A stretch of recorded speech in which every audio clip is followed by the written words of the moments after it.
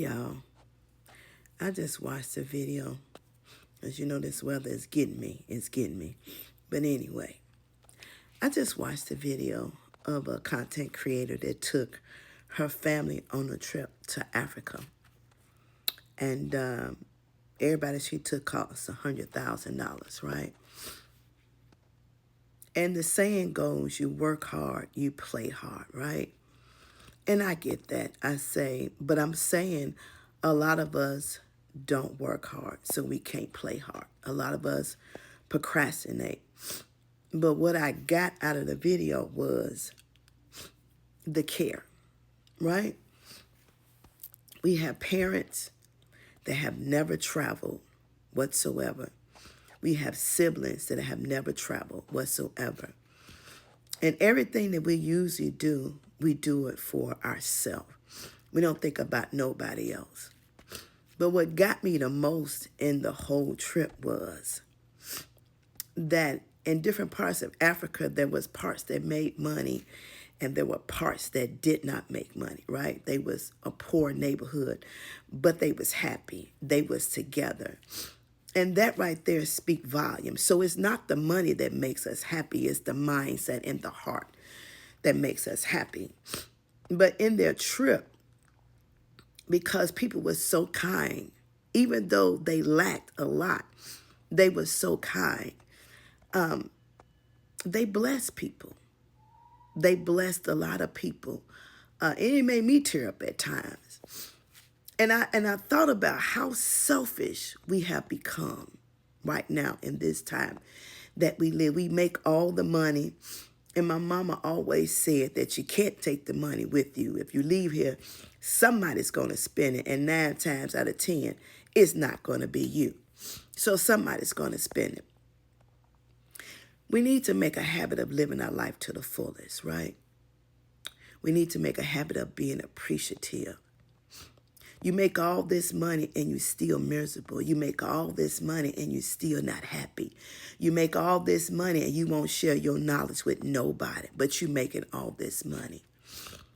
And what she said at the end of the movie, she said, we work hard. We do this so we can give to our family. And when they upgraded their seats to first class, that they had never written first class in their life, they were shocked. They thought it was a mistake. But what she said at the end of that, the money don't really matter. It's how they felt that made it priceless. So you need to look around in your family, in your household. Look around and see if what you're doing holds the value that you really think it should, right? Stop doing things for all the wrong reasons. You got one life to live, right?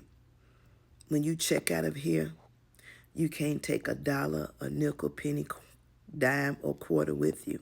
You can't. And somebody's going to spend it. We hoard information. We hoard forgiveness. We hoard loving somebody genuinely. We hoard a lot of things. And that's not how God is. He blessed you for a reason. And if you was not going to take care of the blessing that he gave you, he can really take it back.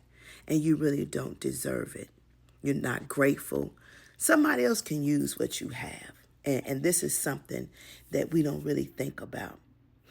Your parents are still living. That's a blessing within itself. You still have siblings, that's a blessing. You have grandparents, that's a blessing. We need to take our vision and look at life in a different perspective. Because how we see it now is not how it should be. We ain't helping nobody, and we need to help everybody. We ain't loving nobody, but we need to love everybody. We ain't liking nobody, and we need to like everybody. And in true reality, when you do it the way God tell you to, that's where your real blessings come from.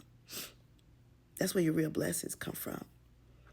We need to sit back and think and realize that the things we do, the things we say, and how we treat people is wrong on so many levels. And I'm not saying everybody, but for the ones who the shoe fit, you need to wear it.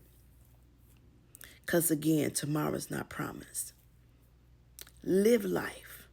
Live it for you and not nobody else.